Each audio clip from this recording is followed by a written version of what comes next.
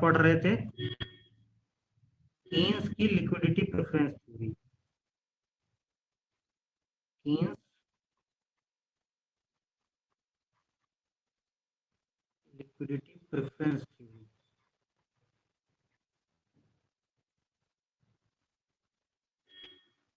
ठीक है, कीन्स की लिक्विडिटी प्रेफरेंस थ्योरी, कीन्स का जो तरलता अधिमान सिद्धांत है उसको हम लोग देख रहे थे।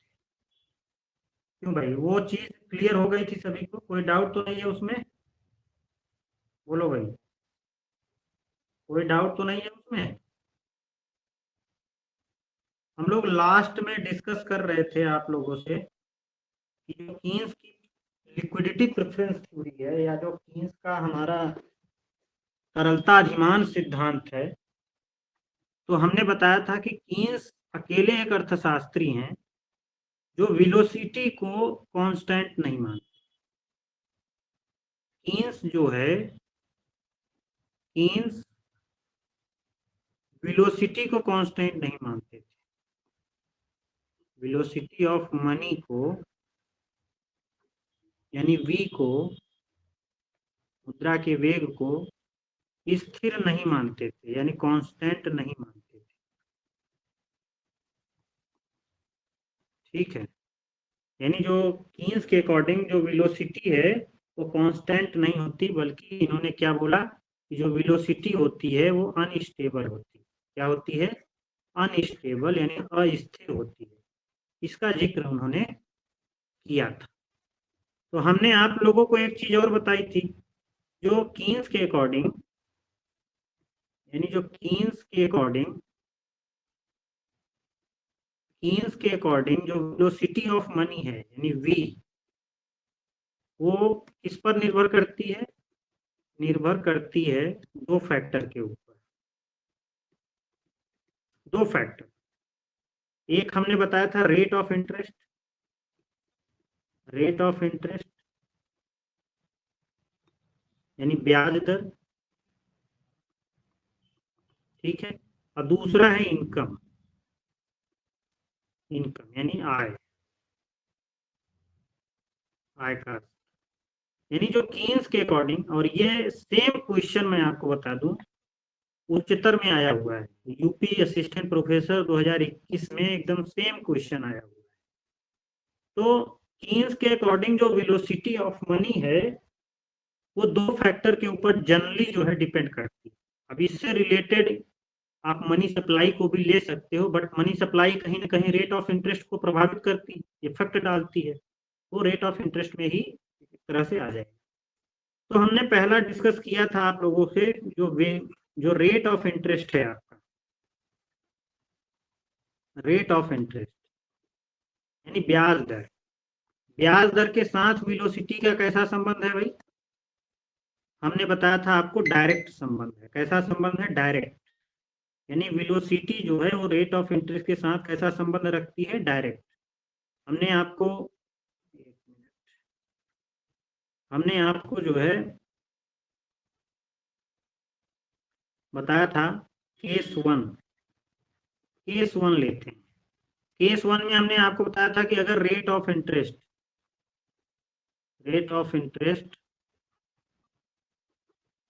अगर अधिक अगर ब्याज दर अधिक होगी तो क्या होगा भाई? ब्याज दर अगर अधिक होगी, यानी रेट ऑफ इंटरेस्ट अगर अधिक होगा आपका, तो आप क्या करोगे? मनी की डिमांड कम करोगे, मनी की डिमांड कम होगी। यानी अगर ब्याज दर अधिक है तो मनी की डिमांड कम होगी, यानी आप कैश फॉर्म में, नगद में कम पैसा रखोगे। आप देख रहे हो कि बाजार में रेट ऑफ इंटरेस्ट आपको ज्यादा मिल रहा है, तो आप मनी की डिमांड अपने पास कम करोगे। और कीन्स ने कहा था कि जो रेट ऑफ इंटरेस्ट पे जो मनी की डिमांड डिपेंड करती है वो है स्पेकुलेटिव डिमांड। वो है सट्टा उद्देश्य से जो हम अपने पास मनी रखते हैं, उसको बोलते हैं वो स्पेकुलेटिव डिमांड फॉर्म। और वो मनी ऐसी होती है जो निष्क्रिय होती है, पैसिव मनी उसको माना। अगर आप वो मनी रख रहे हो अगर अपने पास अपनी तिजोरी में, तो उसका यूज कुछ नहीं है। आप उसका यूज निवेश में ही करोगे, निवेश के अलावा उसका यूज कहीं नहीं करोगे, यानी वो निष्क्रिय मुद्रा है अगर उस उद्देश्य से आप मनी रख रहे हो अपने पास। क्योंकि जब आपको मौका मिलेगा निवेश करने का तभी आप निवेश करोगे, नहीं तो आपके पास आपकी तिजोरी में रखा रहेगा वो। तो अगर रेट ऑफ इंटरेस्ट ज्यादा है और मनी की डिमांड लोग कम कर रहे हैं, इसका मतलब लोग निवेश ज्यादा कर रहे हैं। क्या कर रहे हैं? रेट ऑफ इंटरेस्ट ज्यादा है तो मनी की डिमांड कम, इसका मतलब निवेश लोग ज्यादा कर रहे हैं, क्योंकि उनको रेट ऑफ इंटरेस्ट ज्यादा मिल रहा है तो निवेश ज्यादा कर रहे हैं, निवेश ज्यादा कर रहे हैं, निवेश ज्यादा कर रहे हैं। अब जब निवेश लोग ज्यादा करेंगे तो निवेश के थ्रू जो है ये पैसा बाजार में जाएगा, निवेश के थ्रू ये पैसा बाजार में जाएगा, और बाजार में जो है मनी जो है बार बार मल्टीप्लाई होगी, हैंड टू हैंड जो है मल्टीप्लाई ज्यादा होगी। इसलिए जो है रेट ऑफ इंटरेस्ट के बढ़ने से जो वेलोसिटी होती है, वी होता है, वो ज्यादा। समझ में आया पहला केस? क्यों भाई, क्लियर है सभी को? एक बार बताइए हमें, बोलो भाई। दूसरा केस लेते हैं। समझ में आ रहा है ना बेटा? अगर रेट ऑफ इंटरेस्ट सर ज्यादा होगा तो लोग क्यों ज्यादा सर रखेंगे अपने पास पैसे? क्या हुआ बेटा, फिर से बताओ, पूछिए क्या पूछ रहे हैं। सर अगर रेट ऑफ इंटरेस्ट ज्यादा होगा तो पीपल होल्ड कैश मोर ना। अरे रेट ऑफ इंटरेस्ट ज्यादा होगा तो रेट ऑफ ब्याज आपको रिटर्न ज्यादा मिल रहा है तो आप होल्ड करके काहे पैसा रखोगे, मनी की डिमांड कम करोगे ना, निवेश ज्यादा करोगे ना। समझ में आया कि नहीं शौकत? शौकत क्लियर है बेटा? जी सर, अरे जी सर। भाई कीन्स की थ्योरी को आप फॉलो करिए ना।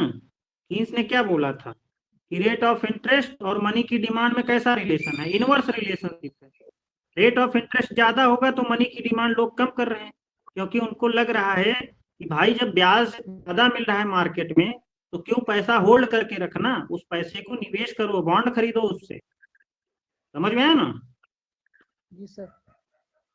गुड। अब दूसरा केस लेते हैं कि जो रेट ऑफ इंटरेस्ट है आपका, जो रेट ऑफ इंटरेस्ट है आपका वो कम है। क्या है? कम है। तो इस केस में क्या होगा भाई? अगर रेट ऑफ इंटरेस्ट कम है, यानी रेट ऑफ इंटरेस्ट कम है, तो मनी की डिमांड क्या होगी? ज्यादा होगी। अगर रेट ऑफ इंटरेस्ट कम है तो मनी की डिमांड क्या होगी? ज्यादा। अब लोगों को लग रहा है ब्याज कम मिल रहा है मार्केट में, तो हम जोखिम काहे के लिए अपने पास मनी की, भाई रिटर्न उतना मिल नहीं रहा है, तो पैसा अपने पास रखना ज्यादा पसंद करें। अब मैं आप लोगों को बताया हूं, जो स्पेकुलेटिव पर्पज से, जो सट्टा उद्देश्य से जो मुद्रा अपने पास रखी जाती है, वो पैसा आदमी के तिजोरी में ही रह जाता है, आदमी के पॉकेट में ही रह जाता है, वो बाजार में प्रवेश ही नहीं कर पाता। जब वो पैसा बाजार में प्रवेश नहीं करेगा तो पैसा मल्टीप्लाई नहीं होगा, वो पैसा जो है हैंड टू हैंड ज्यादा मूव नहीं करेगा, तो वेलोसिटी क्या हो जाएगी? कम हो जाएगी। तो जब रेट ऑफ इंटरेस्ट कम होता है तो लोग अपने पास कैश जो है ज्यादा रख लेते हैं। तो नगद है, नगद में ज्यादा पैसा, ज्यादा पैसा रख लेते हैं, रख लेते हैं।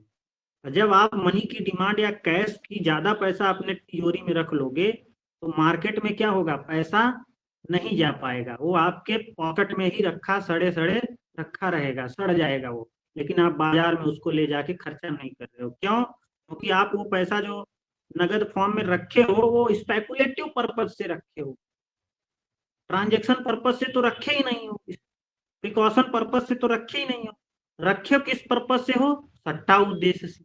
वो पैसा पैसिव फॉर्म में, निष्क्रिय फॉर्म में, वो बाजार में पहुंच नहीं पाता, तो इसलिए जो वेलोसिटी है हैंड टू हैंड जो है मनी का, वो मूवमेंट कम होगा, तो वेलोसिटी क्या हो जाएगी? कम हो जाएगी। यानी वेलोसिटी और रेट ऑफ इंटरेस्ट में कैसा संबंध है? बताओ जरा भाई, कैसा संबंध है? पॉजिटिव संबंध है। क्लियर? क्यों भाई, एक बार जल्दी जल्दी बता दीजिए फटाफट।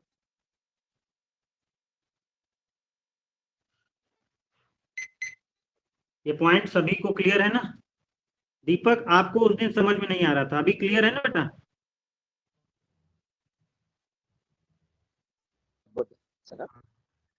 ओके। क्या आप पूछ रहे हो, क्या नाम है जया बेटा? निष्क्रिय मुद्रा ऐसी मुद्रा होती है जो आपके पास ही रह जाती है, निष्क्रिय है, उसका बाजार में प्रवेश नहीं कर पाती है। जो सट्टा उद्देश्य से हम लोग जो मुद्रा अपने पास रखते हैं, कीन्स ने उसको निष्क्रिय मुद्रा बोला, क्योंकि वो बाजार में ट्रांजैक्शन के लिए यूज नहीं होती, वो केवल निवेश के लिए यूज होती है। और जब तक निवेश की अपॉर्चुनिटी, आपको अवसर नहीं मिलेंगे बाजार में, तब आपके पास वो निष्क्रिय फॉर्म में रखा रहेगा ना, उसका यूज आप लेन देन के लिए नहीं करोगे, आप उसका यूज सतर्कता के लिए नहीं करोगे, प्रिकॉशन के लिए नहीं करोगे। तो अब आइए दूसरा वेरिएबल चलते हैं जो उसी पर है, जो जिन्होंने आप जिस पे क्वेश्चन पूछे। दूसरा वेरिएबल है इनकम, इनकम लेवल, आय का स्तर। ठीक, आय का स्तर। क्या आय का स्तर, अब आप लोगों को सभी को पता है कि जो कीन्स थे, वो जो ट्रांजैक्शन डिमांड फॉर मनी है और जो प्रिकॉशन डिमांड फॉर मनी, जो लेन देन उद्देश्य से जो मुद्रा की मांग है और जो सतर्कता के लिए जो मुद्रा की मांग है, वो दोनों जो है वो आय का स्तर का फलन होती है। यानी जो ट्रांजैक्शन डिमांड फॉर मनी, यानी मनी डिमांड फॉर ट्रांजैक्शन, दूसरा था मनी डिमांड फॉर प्रिकॉशन, यानी सतर्कता के लिए, और ये टी जो है लेन देन ट्रांजेक्शन के लिए। ये दोनों किसका फंक्शन थी भाई? इनकम लेवल का, आय का फलन। अब एक चीज हमें बताओ, बहुत जनरल सी चीज पूछ रहा हूं। देखो, कीन्स का ज्यादातर जो वेलोसिटी को लेके जो प्रभावित फैक्टर था, वो रेट ऑफ इंटरेस्ट ज्यादा था। बट मैं इसको भी आपको बताना चाहूंगा।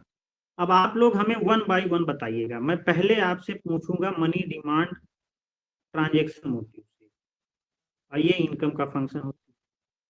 क्या इनकम के बढ़ने से, इनकम अगर बढ़ गई, आप अगर आपकी इनकम बढ़ गई, तो आप मनी की डिमांड ज्यादा करोगे। क्यों भाई? मनी की डिमांड वो भी किस पर्पज से? ट्रांजेक्शन पर्पज से ज्यादा। तो आप अपने पास जो है लेन देन उद्देश्य से मुद्रा ज्यादा रख लिए हो, आपके पास इनकम ज्यादा आई। लेकिन एक चीज और आप लोग ध्यान में रखोगे, मान लो आपके पास 1 लाख इनकम थी, तो 1 लाख पे मान लो 30,000 खर्चा करते थे। अब आपकी इनकम 2 लाख रुपए हो गई, तो क्या 60,000 खर्चा करने लगोगे? क्यों भाई? क्या ट्रांजेक्शन भी डबल हो जाएगा? बोलिए भाई। नहीं होगा सर। ऐसा तो नहीं है ना। अब भाई दाल चावल रोटी सब्जी ही खाओगे ना, कि डेली सोने चांदी खाने लगोगे? ऐसा तो कुछ है नहीं। तो जो लेन देन नहीं। होता है एक आदमी के जीवन में, वो फिक्स्ड होता है एक तरह का। रियलिटी में अगर चेक करें, रियल लाइफ में वो स्थिर होता है। बट अगर थ्योरी पर्पज से हम देखेंगे, तो इनकम के बढ़ने से कीन्स कहते हैं कि money demand for transaction purpose वो बढ़ जाएगी। लोग जो है लेन देन उद्देश्य से, यानी ट्रांजेक्शन मोटिव से, अपने पास मनी की डिमांड ज्यादा करेंगे, कैश ज्यादा रखेंगे। और जब लोग अपने पास कैश ज्यादा रखेंगे, वो भी ट्रांजेक्शन पर्पज से लेन देन करेंगे उस पैसे से, तो मनी जो है हैंड टू हैंड ज्यादा मूवमेंट करेगी, तो वेलोसिटी भी क्या हो जाएगी? बढ़ जाएगी। तो इनकम के बढ़ने से भी वेलोसिटी जो है बढ़ती, वो भी ट्रांजेक्शन पर्पज। क्लियर है? और वहीं इनकम की चर्चा कर, इनकम के घटने से क्या होता है? मनी की डिमांड कम हो जाती है ट्रांजेक्शन पर्पज से, तो वेलोसिटी भी कम हो जाती है। तो यहाँ भी डायरेक्ट रिलेशन। तो मनी का जो इनकम के साथ जो रिलेशन है ट्रांजेक्शन मोटिव से, उसका संबंध वेलोसिटी से कैसा है? डायरेक्ट संबंध, जो रेट ऑफ इंटरेस्ट के साथ था। ये भी क्लियर हुआ सभी को? बताइए भाई, सभी लोगों को क्लियर है? दीपक, शौकत, काजोल बेटा, अवधेश? जी sir. Okay, good good. Akanksha बेटा, समझ में आ रहा है ना? जूही? ओके। अब आगे बढ़ते हैं। अब तीसरा जो आपका था, हम लोग दूसरा बात करेंगे, मनी डिमांड और precaution purpose is also the function of income. यानी जो सतर्कता उद्देश्य से जो मनी की डिमांड होती है, वो भी कीन्स ने बताया कि वो भी कहीं ना कहीं इनकम का ही फलन होती है। अगर आपकी इनकम बढ़ती है तो आप मनी की डिमांड फॉर प्रिकॉशन मोटिव ज्यादा करोगे। भाई जैसे हाँ, आप ही लोग हैं, मान लीजिए सरकारी नौकरी लग गई, ठीक है, तो पैसा जितना ही आता है आदमी के पास, उतना ही सोचता है यार भविष्य में कोई दिक्कत ना हो, पैसा रख के चलो, बीमारी हो गई, लौंडे लौंडों की शादी करनी है, उसके लिए पैसा रखना है, खाना भी तो है मेरे मेरे का, उसके लिए भी पैसा रखना है। तो बहुत सारी अनसर्टेनिटी है। लेकिन जो अनसर्टेनिटी के लिए जो पैसा रखा जाता है, जो प्रिकॉशन पर्पज से, जो सतर्कता, भविष्य में जो अनिश्चितताएं हैं, उन अनिश्चितताओं के लिए जो पैसा रखा जाता है, क्या वो पैसा मार्केट में तुरंत आ पाता है? बताइए आप लोग। जैसे मैंने क्या एग्जांपल दूं, मुझे बीमारी होगी, ठीक है, मेरा स्वास्थ्य भी फ्यूचर में मान लो खराब हो सकता है, कुछ भी हो सकता है, तो मैं उसके लिए अपने पास पैसा होल्ड करके रखना चाहता हूँ।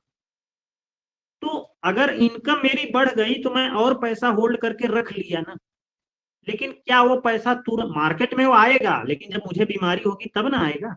नहीं, उसके पहले तो सारा पैसा मैं अपनी तिजोरी में रखा रहूंगा।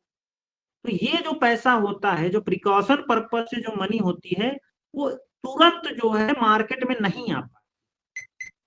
तुरंत जो है मार्केट में वो फ्लो नहीं हो पाता। वो फ्लो तभी होता है जब आपको प्रिकॉशन पर्पज, प्रिकॉशन आते हैं, आपको सतर्कता उद्देश्य आपके पास आ जाता है, स्वास्थ्य खराब हो जाता है आपका, या आपके बहन या बेटी की किसी की शादी है, तब आप खर्चा करोगे ना उसका। लेकिन उसके पहले आप पैसा रखे रहोगे। तो इसमें क्या होता है, पैसा तुरंत मार्केट में नहीं आ पाता, इसलिए वेलोसिटी क्या होती है यहाँ पे, घट जाती है। इसलिए इनकम के बढ़ने से वेलोसिटी घट जाती है इन केस ऑफ प्रिकॉशन, यानी सतर्कता उद्देश्य से जो मनी की डिमांड है। क्लियर है? बोलो भाई, समझ में आया तीनों चीजें? हाँ भाई, बताइए आप लोग जल्दी जल्दी। आप चलें आगे। आज जो थ्योरी हम लोग पढ़ने वाले हैं, बहुत ही इंटरेस्टिंग थ्योरियां हैं, तो उनको अब आगे हम लोग जो है वन बाय वन शुरू करेंगे। आज जो हम लोग थ्योरी पढ़ने वाले हैं वो है पोस्ट कीनीजियन थ्योरी। क्या पढ़ने वाले हैं? Post Keynesian theory. आज हम लोग कौन सी थ्योरी पढ़ने वाले हैं? Post Keynesian theory. यानी कीन्सोपरांत जो कीन्स की थ्योरी आई, जो कीनीजियन ही थे एक तरह से, उनकी थ्योरी को हम लोग करेंगे। अब वो थ्योरी बहुत सारी है, वो थ्योरी जो है बहुत सारी है। तो इसमें हम लोग जनरली पोस्ट कीनीजियन में हम लोग जनरली 3 थ्योरी पढ़ने वाले हैं। कितनी थ्योरी? 3 थ्योरी। एक है बाउमल, बाउमल का इन्वेंट्री अप्रोच, ठीक है, बाउमल का इन्वेंट्री अप्रोच हम लोग पढ़ने वाले हैं, ठीक है। यानी निवेश सूची, इन्वेंट्री को निवेश सूची या इन्वेंट्री।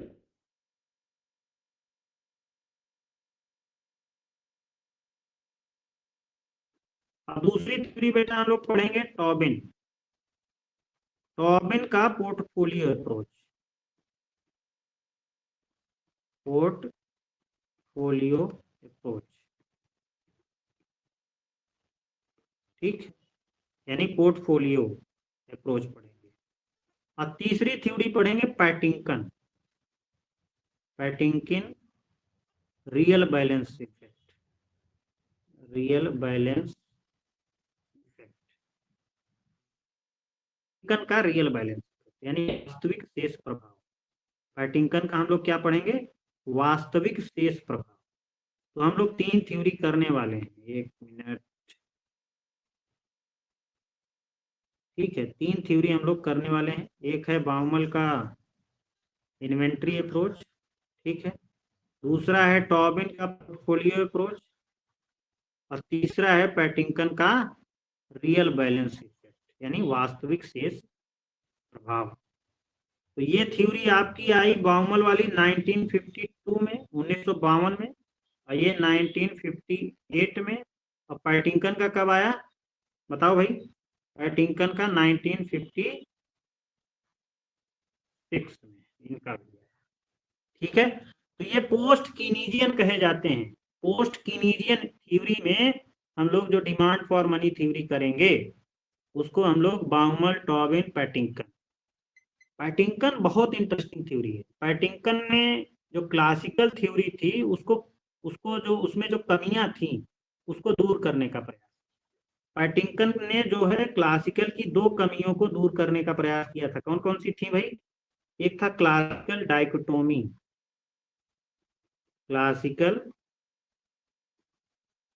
डाइकोटोमी, और दूसरा था होमोजीनिटी, होमोजीनिटी पोस्टुलेट।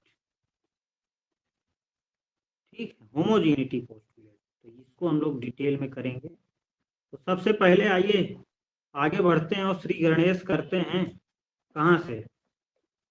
थ्योरी से शुरू करते हैं, Baumol inventory approach. Baumol inventory approach.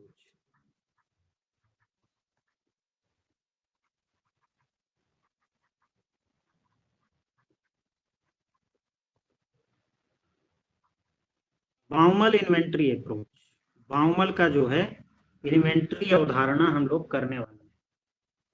क्यों भाई? इससे आप लोग अनभिज्ञ हो कि भिज्ञ हो? इसके बारे में आप लोगों ने पढ़ा है? एनीवन? कोई पढ़ा है इसके बारे में?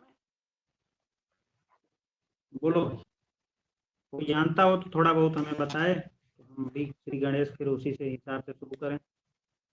नहीं जानता है तो फिर शुरू करें हम ही। बोलो भाई, कोई बताएगा हमें कि बाउमल ने अपनी थ्योरी में क्या बताने का प्रयास किया? बोलो भाई, शौकत पता है बेटा? दीपक, आयुष, आकांक्षा, एनीवन? अच्छा ये बताओ, चलिए आप लोग नहीं बताओगे, मैं ही शुरू करता हूँ। देखो, बाउमल जो थे वो कीन्स के थ्योरी पर कुछ काम किया। बाउमल जो थे वो कीन्स की थ्योरी पर कुछ काम किया। कीन्स की एक थ्योरी, एक कीन्स ने जनरली तीन मोटिव से मनी की डिमांड की बात की। एक मोटिव था उनका ट्रांजैक्शन डिमांड फॉर। एक मोटिव क्या था? ट्रांजैक्शन, यानी कीन्स के ट्रांजैक्शन, कीन्स के ट्रांजैक्शन मोटिव पर इन्होंने जोर दिया है। जो बाउमल थे वो कीन्स के ट्रांजैक्शन मोटिव से जो मनी की डिमांड होती है उस पर जोर दिया है। और कीन्स क्या कहते थे? कीन्स कहते थे कि जो मनी की डिमांड जो ट्रांजैक्शन पर्पस से होती है वो केवल इनकम का फंक्शन होती है। वो किसका फंक्शन होती है? केवल इनकम का। ये कीन्स कहते थे। ये कौन कहता था? कीन्स कहते थे। लेकिन जो हमारे बाउमल साहब हैं वो कहते हैं कि जो मनी डिमांड जो ट्रांजैक्शन पर्पस से होती है वो इनकम के साथ साथ वो रेट ऑफ इंटरेस्ट का भी फंक्शन, वो इनकम के साथ साथ किसका फंक्शन होती है? रेट ऑफ इंटरेस्ट का भी फंक्शन होती है। ये बाउमल का कहना था। समझ में आया ना? यानी बाउमल कहीं ना कहीं जो कीन्स जो कहते हैं कि जो ट्रांजैक्शन डिमांड फॉर मनी है, जो लेन देन उद्देश्य से जो मुद्रा की मांग है, कीन्स कहते हैं वो केवल आय का फलन होती है। लेकिन बाउमल साहब कहते हैं कि नहीं नहीं नहीं नहीं, ये गलत कह रहे हो, ये दर का भी फलन होती है। अच्छा ये बताओ, मैं आप लोगों से एक जनरल क्वेश्चन करता हूँ। मान लीजिए ये ब्याज दर का कैसे फलन है? मान लीजिए कि आपकी सैलरी आती है हर महीने 60,000 रुपए। ठीक है, हर महीने मान लीजिए आपकी सैलरी आती है 60,000 रुपए।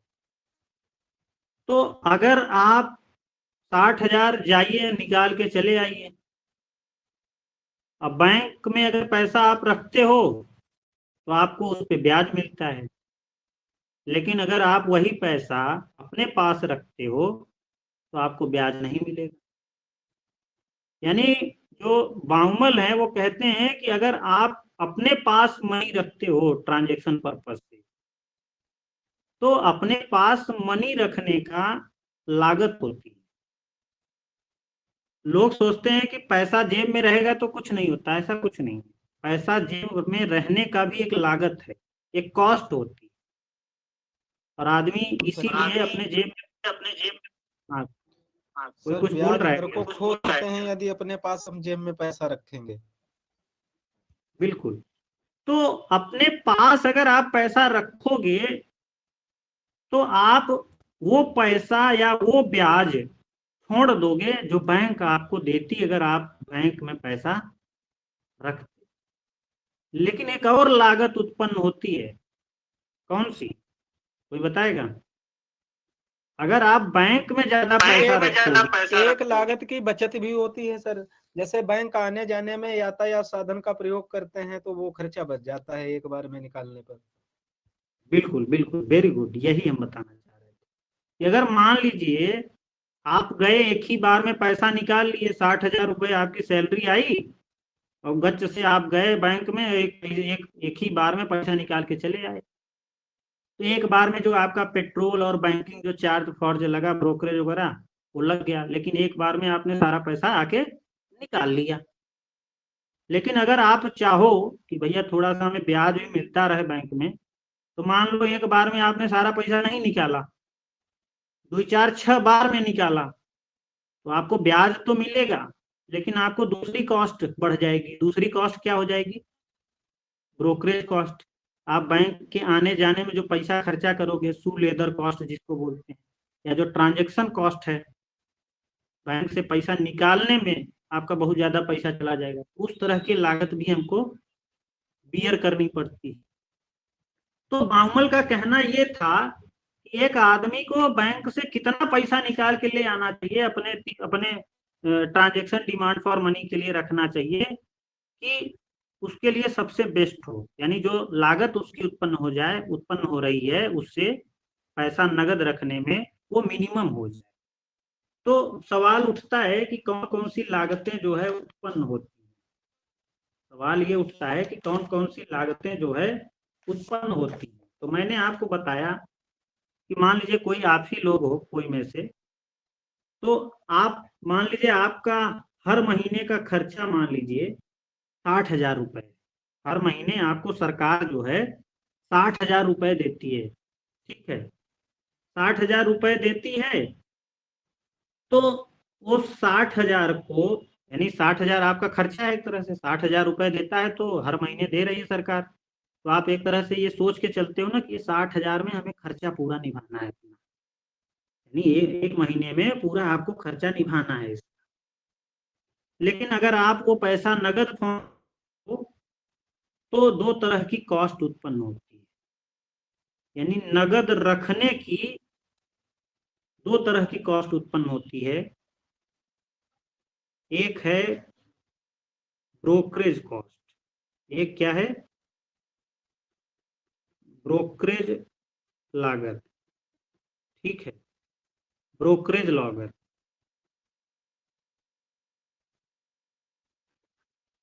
ब्रोकरेज कॉस्ट, ठीक है, ब्रोकरेज कॉस्ट क्या होती है भाई? हमने आपको बताया ब्रोकरेज कॉस्ट क्या होती है। जो हर बार आप बैंक में जाते हो और बैंक से जब पैसा निकालते हो तो उसमें जो वियर एंड टीयर आता है, जो पेट्रोल और बैंकिंग जो चार्जेज लगते हैं आपसे, वो आपका ब्रोकरेज कॉस्ट, वो क्या होता है? Brokerage cost. और उसको जो है बाउमन साहब ब्रोकरेज कॉस्ट को किससे डिनोट किए हैं, कोई बताएगा? बाउमन साहब उस ब्रोकरेज कॉस्ट से किसको कैसे डिनोट किए हैं? उसको डिनोट किए हैं स्मॉल बी और टी अपॉन सी। उस ब्रोकरेज कॉस्ट को बाउमन साहब ने कैसे डिनोट किया है? बी टी अपॉन सी। बी टी अपॉन सी। बी क्या है कि आप एक बार मान लीजिए गए बैंक में पैसा निकालने, एक बार में, तो एक बार में जो आपका बैंक जाने और आने में जो खर्चा आ रहा है वो बी बता रहा है। बी मतलब ब्रोकरेज। ठीक है, तो इसको एक एग्जांपल से समझना चाहते हैं कि ये फार्मूला कैसे आया, क्यों भाई, समझना चाहते हैं ना आप लोग? जी सर। ओके, तो ये बी टी अपॉन सी है क्या है और ये कैसे आया, तो आइए समझते हैं, थोड़ा सा एक एग्जांपल ले लेते हैं। ठीक है, एक एग्जांपल लेंगे तो ज्यादा अच्छे से क्लियर होगा।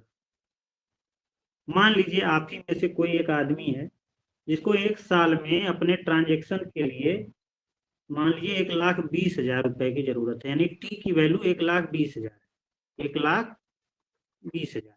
ठीक है, मान लीजिए आपको एक महीने में ट्रांजेक्शन कितना करना है, खर्च कितना करना है, जरूरत कितनी है आपकी 1,20,000। तो टी क्या है आपकी जरूरत, यानी एक साल में आपको लेन देन के लिए, ट्रांजेक्शन के लिए जो पैसे नगद रखने की, वो 1,20,000 है ट्रांजेक्शन की। ठीक है, तो टी क्या हो गया 1,20,000। अब आपको एक बार बैंक जाने में मान लीजिए 200 रुपए लगते हैं, यानी ये जो बी है वो 200 रुपए है। बी क्या है, ब्रोकरेज कॉस्ट है, जो एक बार बैंक आप जा रहे हो और पैसा निकाल के ले आ रहे हो तो उसको निकालने में 200 रुपए आपके खर्चा हो जाते हैं। तब आप हमें बताओ कि अब इसमें केस 1 ले लो, केस 1 मैं ले लेता हूँ। ठीक है, कि मान लो आप आलसी हो। ठीक है, आप क्या हो, एक नंबर के आलसी हो और आप ब्रोकरेज फी बनाना मतलब बचाना चाहते हो कि कौन बार बार बैंक जाए, जाओ बैंक से एक ही बार में पैसा उठा के चले आओ, 1,20,000 जो बैंक में आया हुआ है हमारा पैसा, एक ही बार में, क्योंकि खर्चा हमें 1,20,000 करना है, हमारा ट्रांजेक्शन है, तो 1,00,000 एक ही बार में उठा ले आओ। तो आपकी टोटल ब्रोकरेज कॉस्ट कितनी हो जाएगी, यानी ब्रोकरेज कॉस्ट बीसी कितनी हो जाएगी, बी टी अपॉन सी। बी कितना है 200 है, ट्रांजेक्शन आपका कितना है 1,20,000, और आपको एक ही बार में 1,20,000 निकालना है, तो एक बार में एक ही बार में निकाल ले आओगे तो सी हो जाएगा आपका 1,20,000। तो कितना हो जाएगा बताओ भाई, टोटल कॉस्ट आपकी कितनी हो जाएगी, 1,20,000, 1,20,000 कट जाएगा, टोटल कॉस्ट एक ही बार में जाओगे तो ब्रोकरेज कॉस्ट कितनी आ जाएगी 200 रुपये। ये बी टी अपॉन सी कितना आ जाएगा 200 रुपये। क्लियर हुआ, क्यों भाई यहाँ तक क्लियर है? ये B T C T upon C समझ में आया। अब मान लीजिए केस 2 लेते हैं, केस 2, केस 2 लेते हैं कि मान लीजिए आप सोच रहे हो यार कि बार बार जाएं, एक ही बार में पैसा निकाल लोगे, बैंक में पैसा नहीं रहेगा तो आपको ब्याज नहीं मिलेगा, तो आप दूसरे केस में सोचोगे कि भाई ब्याज भी मिल जाए तो एक ही बार में काहे पैसे निकालना है, 1,20,000 तुरंत थोड़ी खर्चा करना है, एक महीने भर चलेगा ना हमारा। तो भाई हम सोच रहे हैं कि हर बार 2,000 रुपए निकाले, यानी टी हमारा कितना है 1,20,000, 1,20,000। सी हर बार हम बैंक में जितनी बार जा रहे हैं हर बार 2,000 रुपए निकालना है। अब बी हमारा क्या था 200 रुपए, तो आपका बी टी अपॉन सी यानी टोटल ब्रोकरेज कॉस्ट कितनी आएगी, यानी 200 गुणा 1,20,000 डिवाइडेड बाई 2,000। 2,000 एक बार में निकाल रहे हो, कितनी बार जाओगे बैंक हैं, ये टी अपॉन सी कहीं ना कहीं कितनी बार बैंक जाओगे वो बताता है। ऐसे अब अगर 1,20,000 आपको रुपए निकालना है, 2,000 एक बार ही निकाल रहे हो, तो कितनी बार में 1,20,000 निकाल लोगे, काटो 3 शून्य 3 शून्य, 2 छंग 60 बार, यानी 60 बार आप बैंक जाओगे, और एक बार में 200 रुपया बैंक से पैसा निकालने में लगता है, तो 60 बार में कितना लगेगा आपको बताओ भाई, 12,000 रुपये। कितना 12,000 लागत। अब आप यहाँ पे समझ रहे हो कि नहीं, यहाँ पे आपको एक चीज समझ में आई कि नहीं, कि अगर आप एक ही बार में बैंक से पैसा निकाल लेते हो तो आपकी ब्रोकरेज कॉस्ट कितनी हो गई 200। अगर आप 60 बार, यानी आप बैंक जाना उचित समझे, क्योंकि आपको अगर बैंक में पैसा रहेगा तो आपको ब्याज मिलेगा, तो आपकी लागत बैंक में बार बार अगर चक्कर लगाओगे, चक्कर ज्यादा, तो आपकी ब्रोकरेज कॉस्ट अधिक आ जाएगी, क्योंकि बैंक आने जाने में आपको 60 बार जा रहे हो, तो 60 बार आने जाने में अगर एक बार में 200 लोग आए तो 60 बार में 12,000 का खर्चा आ जाएगा। तो बैंक में जो आने जाने, बैंक से जो पैसा निकालने की जो लागत होती है उसको ब्रोकरेज कॉस्ट बोलते हैं। और अगर आप अपने पास पैसा कम रखोगे, नगद रूप में एक बार में कम ले आओगे, तो आपकी ब्रोकरेज कॉस्ट अधिक आएगी, जो कि ये बार बार आप जा रहे हो बैंक, यानी इसका मतलब नगद ज्यादा रख रहे हो, कम रख रहे हो अपने पास, इसलिए लागत ज्यादा आ रही है, बैंक में ज्यादा चक्कर लगा। अगर कम चक्कर लगाओगे बैंक में, तो कम चक्कर लगाओगे, एक ही बार में निकाल लिए, तो आपकी ब्रोकरेज कॉस्ट कम आएगी। तो ब्रोकरेज कॉस्ट का कॉन्सेप्ट क्लियर हुआ? बताओ भाई, जल्दी जल्दी बताओ। जी सर। सभी लोग बताओ, सालनी समझ में है ना?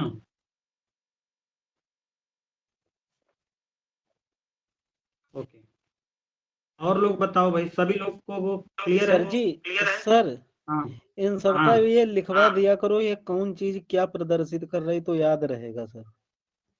हाँ, तो लिखो, बता तो दिए आपको। अब यहाँ पे बी क्या है? एक बार में बैंक से पैसा निकालने की लागत, एक बार में बैंक से पैसा निकालने की लागत। टी क्या है? टी क्या है यहाँ पे? टी क्या है? आप साल भर में कुल टी अपॉन सी लिख लो। टी अपॉन सी क्या है? साल भर में कितनी बार बैंक गए, कितनी बार बैंक गए। और इसमें टी क्या है? कुल खर्च, साल भर में कुल कितना खर्चा करोगे। सी क्या है? एक बार में बैंक से आप कितना पैसा निकाल रहे हो, ये सी बताता है। ठीक है, एक बार में आप कितना पैसा निकाल रहे हो, सी बताता है। अब दूसरी भी लागत एक उत्पन्न होती है, जिसको उन्होंने क्या बताया? Opportunity cost. जिसको उन्होंने क्या बताया? Opportunity cost. अगर आप अपने पास पैसा रखते हो, तो आप वो रिटर्न छोड़ देते हो, जो आप बैंक में पैसा रखते हैं तो आपको रिटर्न मिलता है। तो इसको अपॉर्चुनिटी कॉस्ट, इसको आप इम्प्लिसिट कॉस्ट, इसको आप इंटरेस्ट फॉरगॉन कॉस्ट, सब नाम से जो है बुला सकते हो। ठीक है, तो इसके बहुत सारे नाम हैं। अवसर लागत भी कह सकते हो, अवसर लागत, यानी आपने अगर अपने पास पैसा रखा, तो आपके पास अपॉर्चुनिटी थी ना कि आप बैंक में रखते तो आपको इंटरेस्ट मिलता।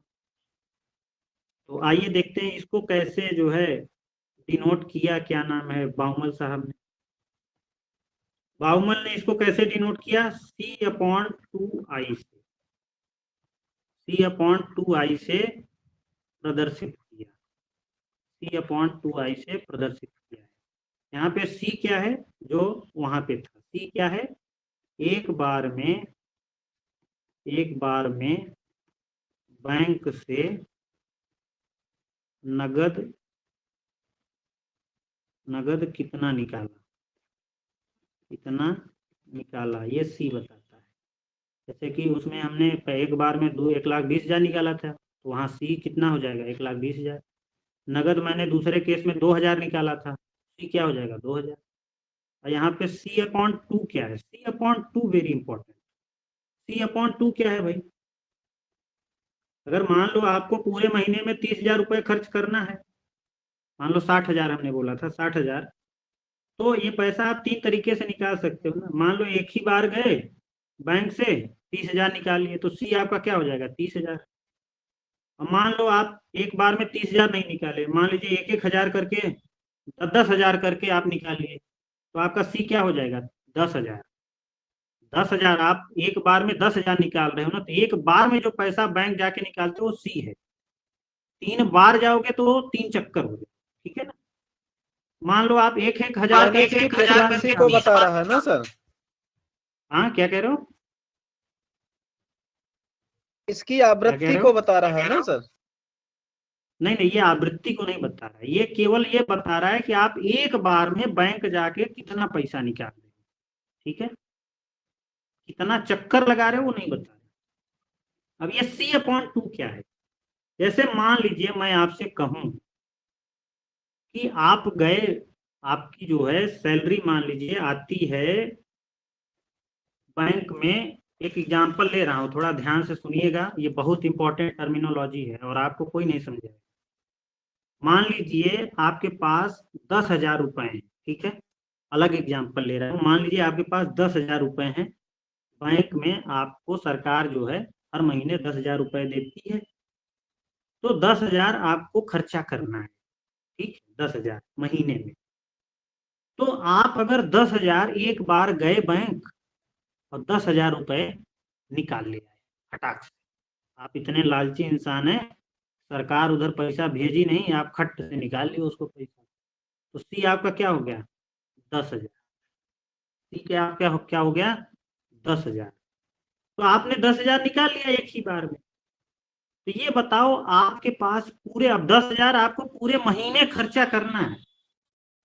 अब ब्याज आपका नुकसान किस पे होगा? जो आप अपने पास रखे हो। आपने 10,000 पूरा अपने पास रख लिया ना, तो क्या आप लोग हमें बताओगे कि क्या 10,000 पूरे पर जो ब्याज मिलता है आपको वो नुकसान में जा रहा है? कितने पे ब्याज आपका नुकसान में जाएगा? क्या आपके पास पहले दिन तो 100 रुपए है ना, लेकिन आपको डेली खर्च करना है 10,000। 10,000 में आपको 30 दिन का खर्चा निभाना है, तो पहले दिन आपके पास पूरे 10,000 है, क्या दूसरे दिन भी आपके पास 10,000 होंगे? क्यों भाई, क्या दूसरे दिन भी आपके पास 10,000 रुपए होंगे? नहीं बताओ। होंगे सर। क्या आपको आखिरी दिन 30वें दिन आपके पास 10,000 होगा? नहीं, 0 रुपया। तो सोचिए आपके पास पूरे महीने 10,000 रुपए रहे या पूरे महीने 0 रुपए रहे? नहीं। तो आप किस मनी पर ब्याज नुकसान सहोगे? आपके पास तो पहले दिन 10,000 रुपए हैं, लास्ट दिन तो 0 रुपए है, तो ब्याज किस पर लगेगा? ब्याज जो आप बैंक से पैसा निकाल लिए, तो ब्याज आपको नुकसान किस पैसे पे है? 10,000 पूरे पे है, एक भी रुपए पे नहीं, तो किस रुपए? यानी ब्याज हमेशा उस पैसे पर लगता है जो आपके पास रखा हुआ है। आपको तो ये जो 10,000 रुपए निकाल के आए हो, वो हर दिन तो घट रहा है ना, क्योंकि आपको हर दिन वो खर्चा करना है 30 दिन में। तो 10,000 था पहले दिन, दूसरे दिन मान लो 9,950 ही बचा, 50 रुपए खर्चा कर लियो पहले दिन, तो हर दिन ये घटता जा रहा है। तो इस तरह हम इसको औसत निकालते हैं। मान लीजिए अगर मैं आपसे पूछूं 15वें दिन आपके पास कितना, मतलब फर्स्ट, जैसे 30 दिन में खर्चा करना है 10,000, तो फर्स्ट 15 दिन में 5,000 से अधिक होगा? क्यों भाई, फर्स्ट 15 दिन में आप 5,000 से अधिक खर्चा कर लोगे, या 5,000, अगले 15 दिन में भी 5,000 खर्चा कर लोगे, तो औसत कितना आएगा? क्यों भाई, औसत कितना आएगा? यानी महीने भर आपके पास पैसा कितना रहेगा? केवल 5,000 नगद रूप में, अगर औसत निकाला जाए। तो ये C/2 क्या है? औसत नगद। यानी C/2 क्या है? एवरेज कैश होल्डिंग, औसत नगद रखना, औसत नगद रखना, यानी average cash holding. Average cash holding है ये, एवरेज कैश होल्डिंग। यानी हमेशा जो आपको ब्याज का नुकसान होगा वो औसत जो नगद आपके पास है पूरे महीने में, क्योंकि पूरे महीने तो आपके 10,000 है ही नहीं, वो 10,000 घटता जा रहा है। तो इसलिए हम इसको सॉल्व करने के लिए क्या लेते हैं? एवरेज लेते हैं। इसलिए आप जो बैंक का जो ब्याज आप खो रहे हो वो पूरे 10,000 पर नहीं है, बल्कि 5,000 पर है, यानी 10,000/2, यानी 5,000 रुपए पर आपको जो ब्याज मिलता, वो आपने पैसा अपने पास रख लिया, तो वो नुकसान। ठीक है, तो 5,000 पे जो रेट ऑफ इंटरेस्ट बैंक देती, वो आपका टोटल जो है नगद रखने की लागत हो जाएगी। समझ में आया? क्यों भाई, जल्दी जल्दी बताइए फटाफट। तो C/2 इंटू आई, समझ में आया? जी सर, बिल्कुल आया समझ। सभी लोग बताओ भाई, शौकत, जूही राय, सौलनी, दीपक, क्लियर है ना बेटा? एक बार जल्दी जल्दी क्लियर करो, क्योंकि ये बहुत इंपॉर्टेंट चीज है। अगर आप इसको समझ लिए तो फिर समझ में आ जाएगा। ठीक है, यानी हमेशा जो ब्याज लगता है, ब्याज आप जो खो रहे हो, वो एवरेज कैश जो आपके पास है नगदी, उस पर जो ब्याज बैंक देती है वो आपको नुकसान हो रहा है, यानी 5,000 रुपये नुकसान। ठीक है ना, तो ये बहुत इंपॉर्टेंट चीज है। अगर मान लो C अधिक है, यहाँ पे भी मैं 2 केसेस बता रहा हूं आप लोगों को। केस 1 लीजिएगा, केस 1। अगर मैं कहूं C अधिक है, C अधिक का मतलब समझ रहे हो, C की वैल्यू अगर अधिक है यानी C अधिक है, C अधिक होगा तो क्या होगा, यानी अगर आप एक बार में बैंक गए और आप जो है ज्यादा पैसा निकाल लिए, जैसे मैंने एग्जांपल जो दिया, आप 10,000 आपका आया बैंक में पैसा, अब एक ही बार में गए पैसा निकाल लिए, तो C की वैल्यू अधिक हो गई ना, यानी एक बार में जो पैसा निकालते हो आप वो C होता है। तो C की वैल्यू अधिक, यानी एक बार में नगद ज्यादा निकाल रहे हो आप। C का अधिक का वैल्यू क्या है, एक बार में नगद ज्यादा निकाल रहे हो, ज्यादा निकाल रहे हो, तो आपके पास क्या होगा, तो आपके पास औसत नकदी क्या हो जाएगी, औसत नकदी यानी एवरेज कैश होल्डिंग क्या हो जाएगी, बढ़ जाएगी। अगर आपके पास क्या हो जाएगी, बढ़ जाएगी। तो इससे क्या होगा, इससे बैंक जाने का चक्कर, इससे बैंक जाने का चक्कर यानी नंबर ऑफ ट्रिप जो बैंक में आप लगा रहे हो वो क्या हो जाएगा, कम हो जाएगा। तो कम हो जाएगा, लेकिन ब्याज यानी आपकी जो अपॉर्चुनिटी कॉस्ट है, लेकिन अपॉर्चुनिटी कॉस्ट बढ़ जाएगी। आप समझ में आया, यानी अगर आप एक बार में पूरा पैसा निकाल लेते हो तो एवरेज कैश होल्डिंग तो बढ़ेगी ही बढ़ेगी, लेकिन बैंक जाने के जो चक्कर है वो कम हो जाएंगे। यानी C की वैल्यू अधिक होने से 2 निष्कर्ष निकल रहे हैं। एक, ब्रोकरेज कॉस्ट तो कम आएगी,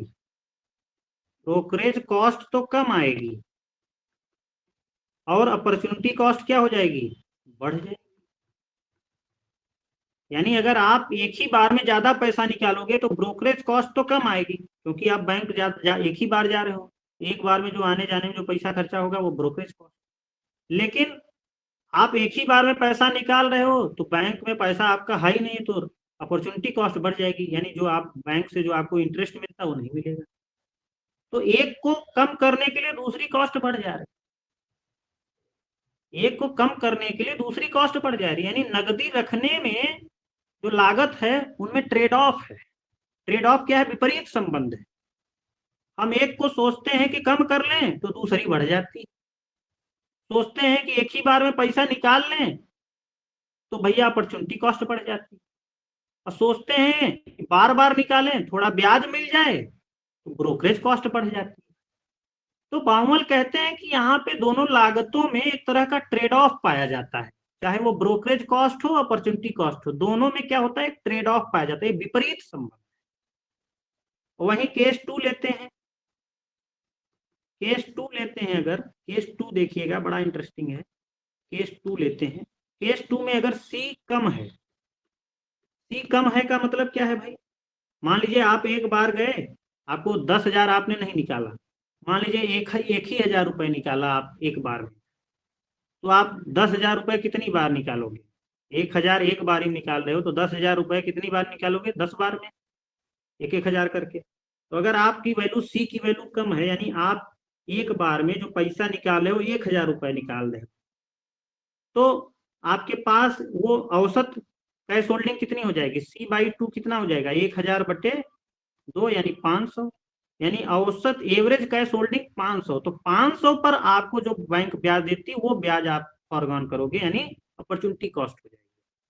जो 500 पर ब्याज मिलता बैंक में वो आपकी अपॉर्चुनिटी कॉस्ट हो जाएगी। ठीक है, अब इसमें ये होता है कि अपॉर्चुनिटी कॉस्ट तो ये हो, मतलब ब्याज ये आप नुकसान करोगे, लेकिन इसमें क्या होगा कि अगर आप एक बार में कम पैसा निकालोगे बैंक से तो आपकी औसत नकदी तो कम हो गई। पहले औसत नकदी कितनी थी, 10,000 एक ही बार में निकाल लेते थे तो 5,000 थी औसत नकदी, एवरेज कैश होल्डिंग 5,000 थी, लेकिन अब एवरेज कैश होल्डिंग कितनी हो गई, बार बार जा रहे हो, सी कम है तो 5 ही सही हो, तो एवरेज कैश होल्डिंग कम हो गई आपकी। लेकिन इसका मतलब क्या है, आपका पैसा बैंक में अधिक समय तक रहेगा। आप कम पैसा जब एक बार में निकालोगे तो बैंक में आपके पैसे ज्यादातर अधिक समय के लिए बने रहेंगे, तो इससे ब्याज का आपको जो लॉस हो रहा था वो कम होगा। लेकिन आप 1,000 पैसा एक बार में निकाल रहे हो तो बैंक जाने के चक्कर ज्यादा हो गए ना, तो आपकी ब्रोकरेज कॉस्ट बढ़ जाएगी। तो सी की वैल्यू अगर कम है तो दो निष्कर्ष निकल रहे हैं, ब्रोकरेज कॉस्ट क्या हो जाएगी, ब्रोकरेज कॉस्ट बढ़ जाएगी। क्या हो जाएगी, बढ़ जाएगी। आप भाई सी एक बार में पैसा कम निकाल रहे हो तो बार बार बैंक जाओगे तो आने जाने के जो पैसा निकालने में जो खर्चा होगा ब्रोकरेज कॉस्ट बढ़ जाएगा। लेकिन आपका क्या होगा, अपॉर्चुनिटी कॉस्ट क्या हो जाएगी, कम होगी। अपॉर्चुनिटी कॉस्ट क्या होगी, कम होगी। क्यों, क्योंकि आपका ज्यादातर पैसा तो बैंक में बना रहेगा, तो आपको उस पर रेट ऑफ इंटरेस्ट बढ़ता मिलता रहेगा, ब्याज मिलती रहेगी, इसलिए आपको ब्याज का नुकसान कम। तो देखो सी की वैल्यू कम तो ब्रोकरेज कॉस्ट अधिक, अपॉर्चुनिटी कॉस्ट कम, अवसर लागत कम। सी की वैल्यू अधिक तो ब्रोकरेज कॉस्ट कम और अपॉर्चुनिटी कॉस्ट ज्यादा। दोनों में देखो क्या है, विपरीत संबंध। यहां तक सभी को क्लियर है, जल्दी जल्दी बताइए, बोलो भाई, यहां तक सभी को क्लियर है, दोनों तरह की जी सर, लागतें मैंने समझ में आ सारी गई, बातें लिख भी समझ में आ गई। सर मैंने लिख भी लिया हूँ जो आप केस 2 बताए हैं और 1। सभी लोग एक बार क्लियर करो तो फिर आगे बढ़ा जाए, बहुत अधिक निर्णायक मोड़ पे ठीक है सर, बढ़िए सर। जी सर, आ रहे सर। तो अब देखो जो हमारे बाउमल साहब हैं वो कहते हैं, उनका उद्देश्य क्या था ये मॉडल देने के पीछे, वो कहते हैं कि एक व्यक्ति को अपने ट्रांजैक्शन के लिए, अपने लेन देन के लिए उतना ही पैसा रखना चाहिए, उतना ही पैसा रखना चाहिए, उतना ही कैश अपने पास रखना चाहिए, जिससे कैश रखने की जो लागत आ रही है वो मिनिमम हो जाए। यानी जहां पर ये जो कैश रखने की जो दो लागतें आ रही हैं, ब्रोकरेज कॉस्ट और अपॉर्चुनिटी कॉस्ट, ये दो लागतें जहां पर मिनिमम हो जाएंगी उतना ही पैसा आदमी को रखना चाहिए ताकि उसका नुकसान न हो। नुकसान काहे का, ज्यादा पैसा रख लेगा अपने पास तो ब्याज का नुकसान, ज्यादा बैंक में रखेगा आने जाने में खर्चा ज्यादा होगा। तो उस लागतों को, जो दो लागतें आ रही हैं उन लागतों को इस तरह से मिनिमाइज कर दे और उतना ही पैसा अपने पास रखे ताकि इन दोनों लागतों में एक मिनिमम लागत आए, तो उसके लिए ज्यादा बेहतर रहेगा। क्लियर है, बताओ भाई, सभी को क्लियर है, समझ में आया, बोलो भाई।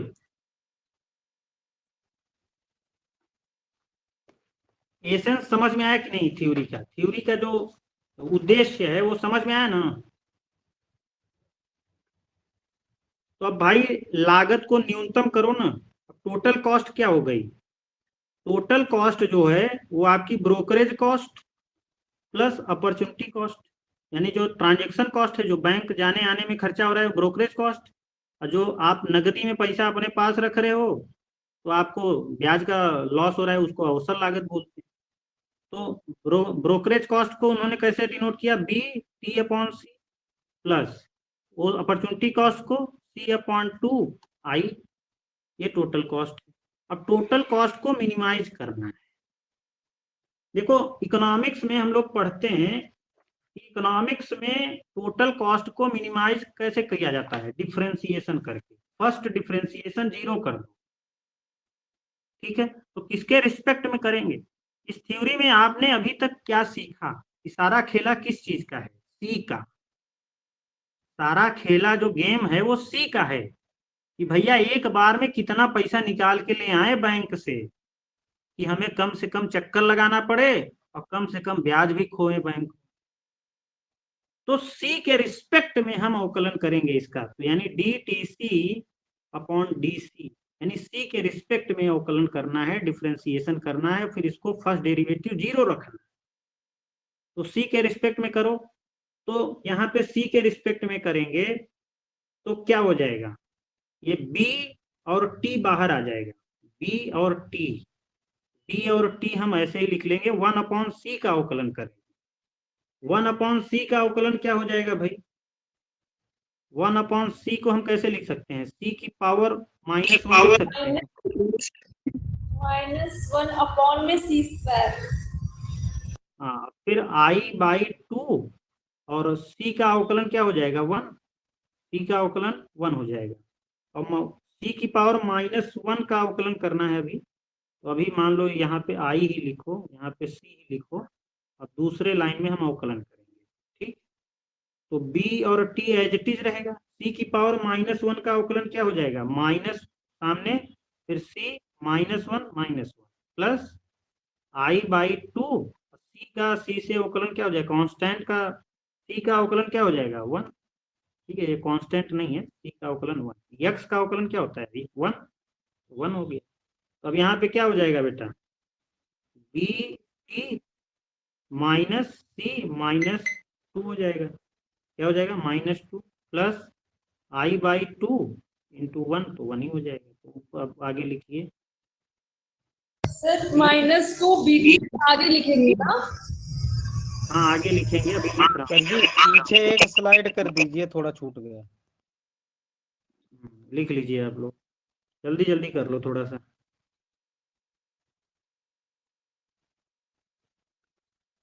दीपक, आप अपनी माइक ऑफ कर दीजिए बेटा।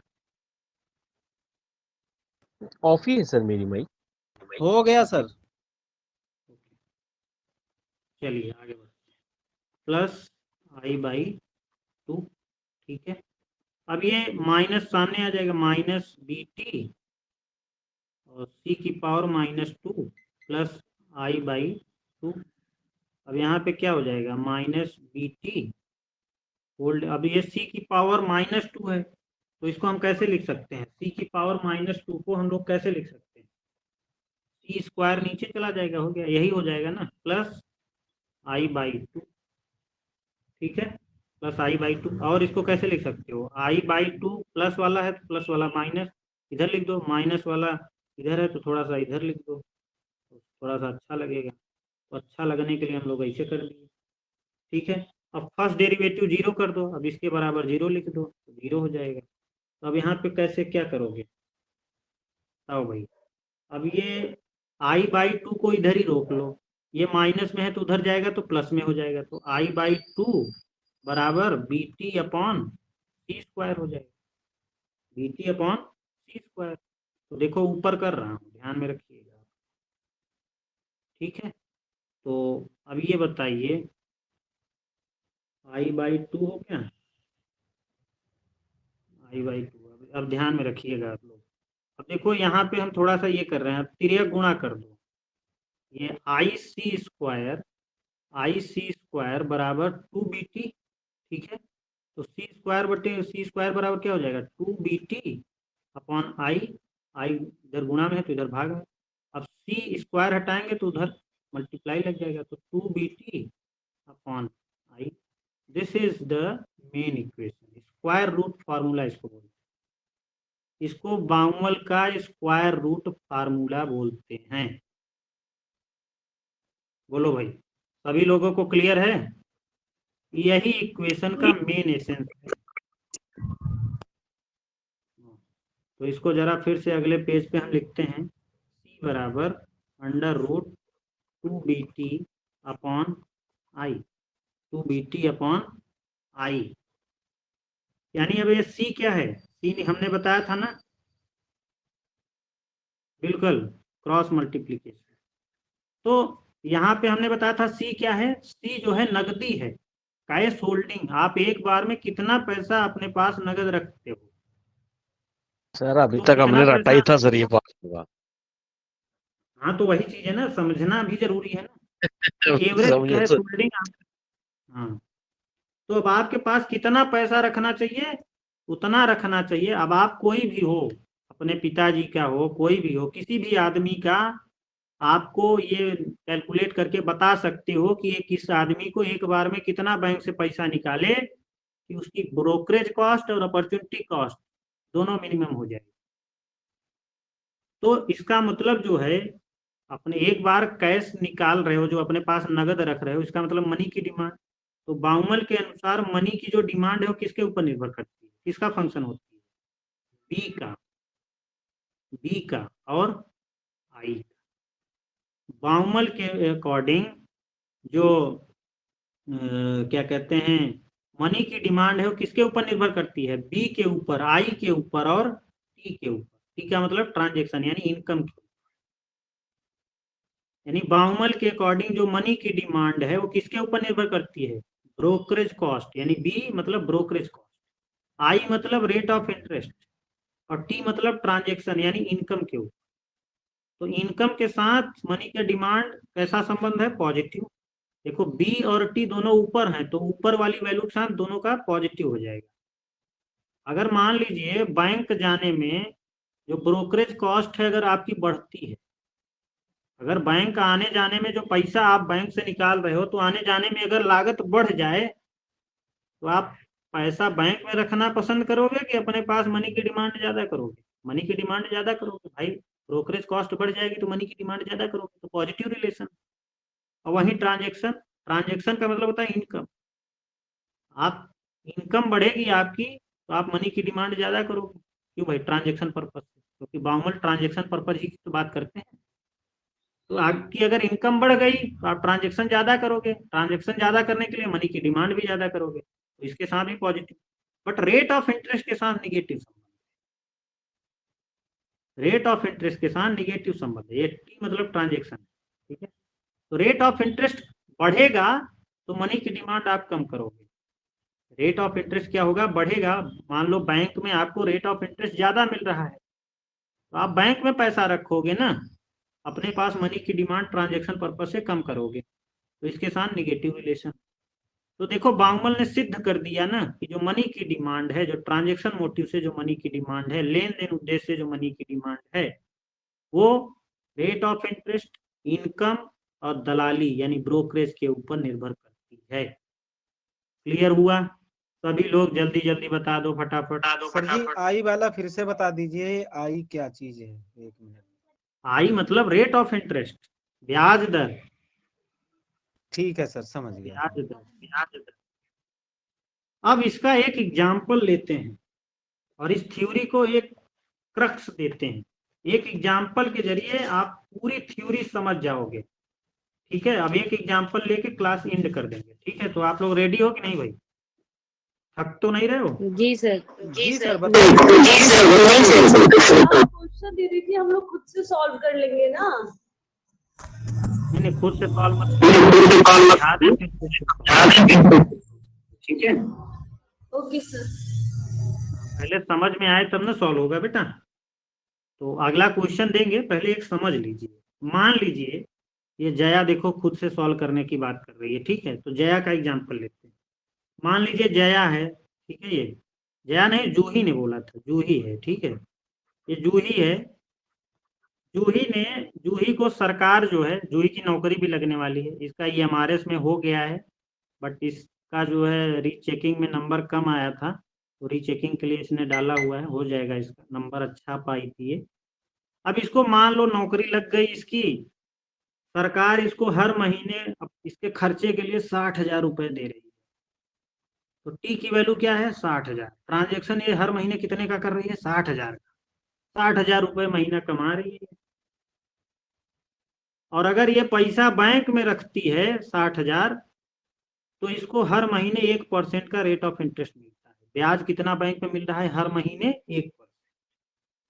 और अगर ये बैंक में जाकर के पैसा नगद रूप में निकालती है बैंक से जाकर के, तो एक बार में जो ब्रोकरेज कॉस्ट लग रही है वो 50 रुपए, यानी एक बार वो बैंक जा करके पैसा निकालने आने जाने में जो खर्चा आ रहा है, पेट्रोल से लेके जो कुछ भी है, पानी प्यास लग गई पानी भी पी रही है, तो इसको बैंक आने जाने में इसकी हालत खस्ता हो जा रही है। और 50 रुपए हर बार इसका खर्चा होगा एक बार, ठीक है। तो अब जूही के पास दो तरह की लागत है। जूही के पास अगर वो नगद रखती है अपने पास पैसा, तो दो तरह की लागत उत्पन्न होगी। एक हमने बताया था ब्रोकरेज कॉस्ट, जिसको हम BC कह रहे हैं। एक अपॉर्चुनिटी कॉस्ट। अपॉर्चुनिटी का मतलब ब्याज की हानि होगी। ब्रोकरेज कॉस्ट क्या है? हर बार वह बैंक से पैसा निकालती है तो 50 रुपए लगते हैं उसके, ठीक है, 50 रुपए लगते हैं। तो बी, अब अगर हर बार 50 रुपए लग रहे हैं यानी बी अब कितनी बार लगाएगी तो उससे गुणा कर देंगे तो ब्रोकरेज कॉस्ट, तो कितनी बार चक्कर लगाएगी वो हमें पता नहीं है, अभी निकालेंगे। ये मान लीजिए ये इतनी कॉस्ट हो जाएगी। अपॉर्चुनिटी कॉस्ट क्या होगी? C/2, यानी एक बार में जो पैसा निकाल रही है उसकी 2 से गुणा करेंगे तो एवरेज यानी औसत नगदी उसकी कितनी है, अपने पास औसतन वो कितना नगद फॉर्म में रख रही है, उस पर बैंक कितना इंटरेस्ट दे रही है, वो उसकी अपॉर्चुनिटी कॉस्ट हो जाएगी। ठीक है, अब आइए केस 1 लेते हैं। केस 1 हम लेते हैं। केस 1 में ये लेते हैं कि मान लीजिए जो जूही है वो बहुत आलसी है।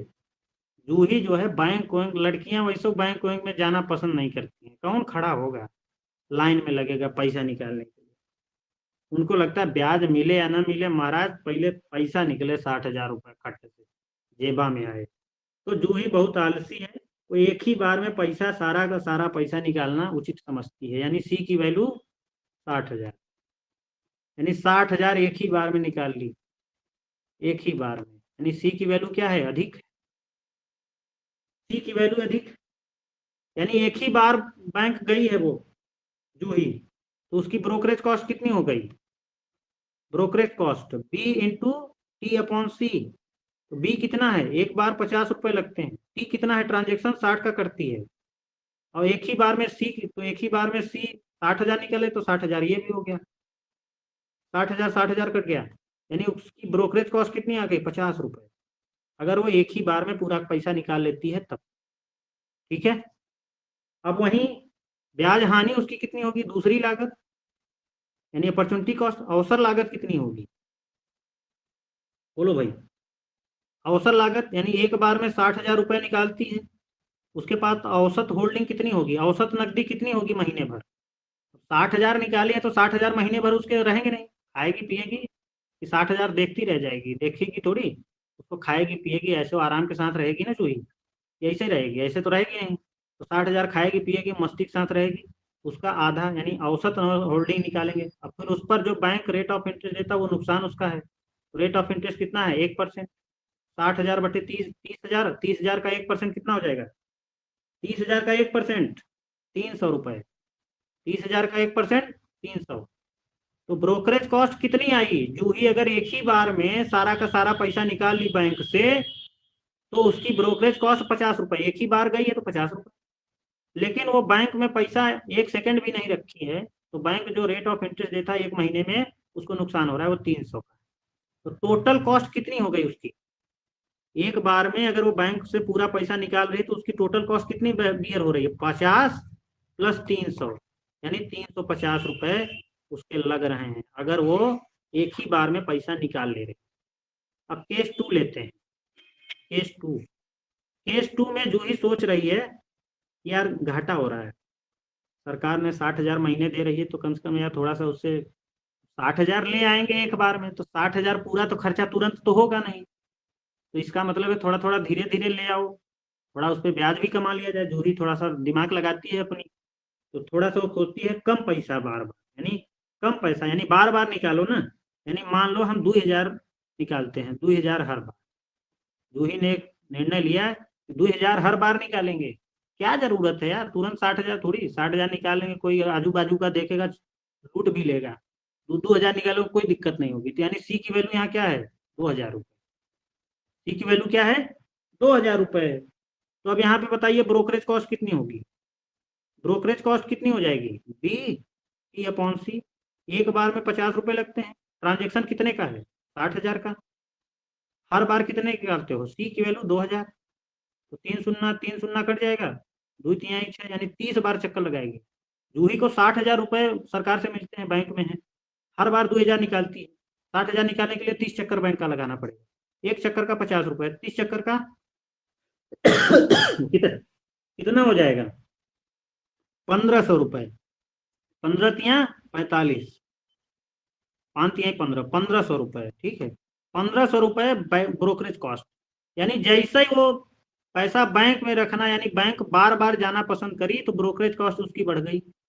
और वहीं अपॉर्चुनिटी कॉस्ट क्या होगी, C/2 इंटू आई। तो C कितना है, 2,000 रुपये निकाल के आ रही है बैंक में एक बार में, 2 इंटू आई कितना है 1%।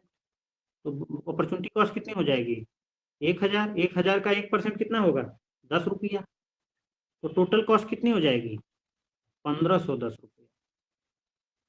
यानी जैसे ही उसने C एक बार में पैसा कम निकाला शुरू किया, उसकी लागत बढ़ गई, टोटल कॉस्ट बढ़ गई। और एक ही बार में पैसा निकाली थी तो उसकी लागत 350। तो भाई अब करें तो करें क्या। तो बांगमल कहते हैं कुछ मत करो यार, हमारा फार्मूलवा से वैल्यू निकालो ना। तो बांगमल कहते हैं केस 3 लो ना, केस 3 लो।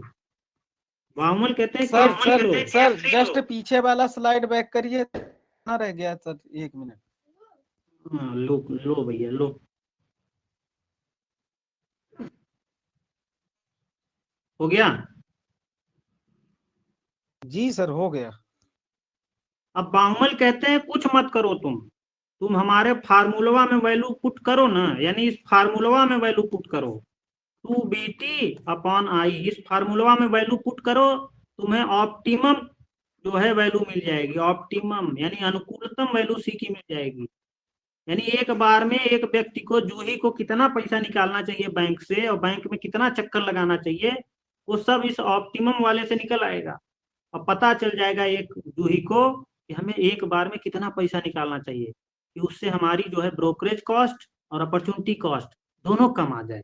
यानी जहां पे अपॉर्चुनिटी कॉस्ट और ब्रोकरेज कॉस्ट बराबर हो जाएंगी, वहीं पर जूही क्या हो जाएगी, संतुलन में हो जाएगी, ऑप्टिमम लेवल पे हो जाएगी। यानी उतना पैसा अगर वो बैंक से निकालती है तो उसमें उसकी जो ब्रोकरेज कॉस्ट है और जो अपॉर्चुनिटी कॉस्ट है दोनों न्यूनतम होंगी और दोनों बराबर होंगी।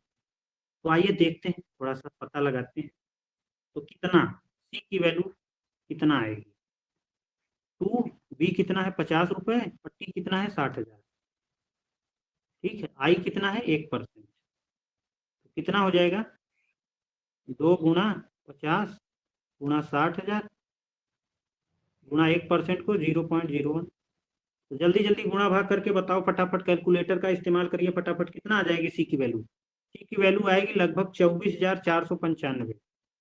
C की वैल्यू कितनी आएगी 24,495। ठीक है, अगर जूही जो है वर्गमूल फार्मूले का इस्तेमाल करती है, जो कि बांगमल कहते हैं, और वो वर्गमूल फार्मूला क्या है, जो दोनों लागतों को बराबर कर दे या न्यूनतम कर दे। तो जूही को वो कहते हैं, बांगमल कहते हैं जूही को एक बार में 24,495 रुपए निकालने चाहिए बैंक एक बार। तो अभी अगर वो एक बार में जूही 24,495 निकालती है, यानी C की वैल्यू 24,495 है, तो उसकी ब्रोकरेज कॉस्ट कितनी आएगी जूही की। ब्रोकरेज कॉस्ट क्या है BT/C। तो B कितना है 50 एक चक्कर का, ट्रांजेक्शन 60,000 का कर रही है वो हर महीने। तो कितना हो जाएगा C की वैल्यू 24,495।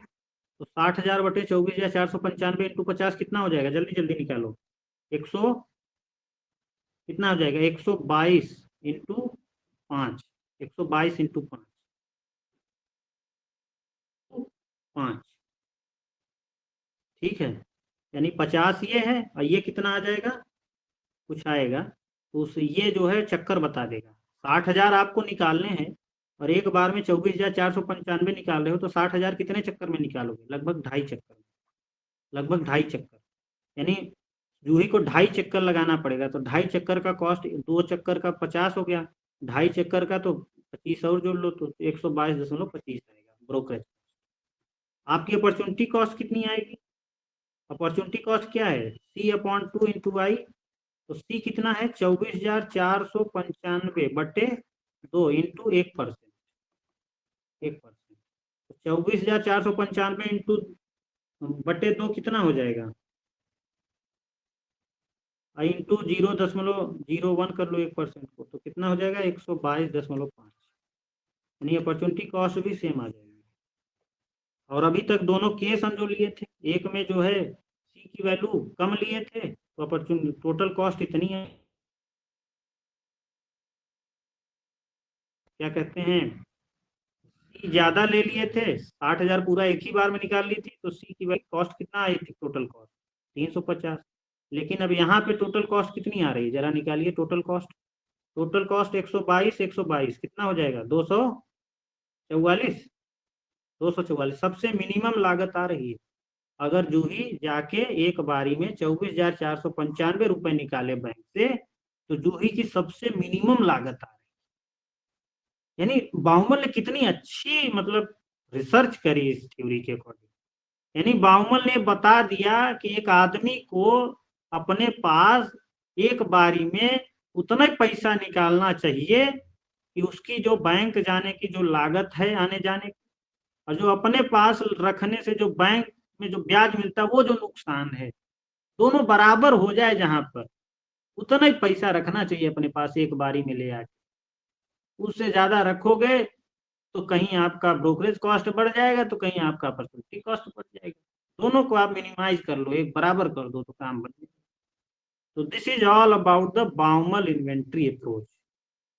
क्लियर है, समझ में आया? समझ में आया, बिल्कुल समझ में आया।